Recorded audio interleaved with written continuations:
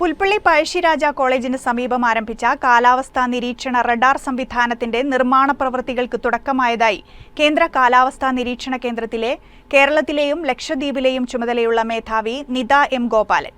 കർണാടക, തമിഴ്നാട് അതിർത്തി മേഖലകളിലെയും കാലാവസ്ഥാ വിവരങ്ങൾ അറിയാൻ സംവിധാനമുണ്ടെന്നും അവർ പറഞ്ഞു.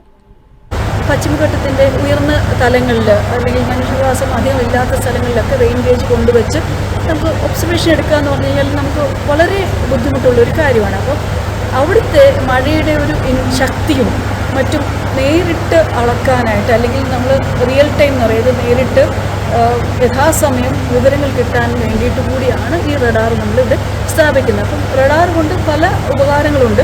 നമ്മൾ സ്ഥിരം ഒരു മേഘം ഉണ്ടായാൽ, ഒരു മേഘം ഉണ്ടായിട്ടുണ്ടെങ്കിൽ അത് എവിടേക്ക് മൂവ് ചെയ്യുന്നു, അതിന് എത്ര മഴ തരാനുള്ള കഴിവുണ്ട്, എത്രമാത്രം ശക്തിയുള്ള കാറ്റ് വീശാനുള്ള സാഹചര്യമുണ്ട്, ഇങ്ങനെയുള്ള കാര്യങ്ങളെല്ലാം നമുക്ക് യഥാസമയം അറിയാൻ പറ്റും.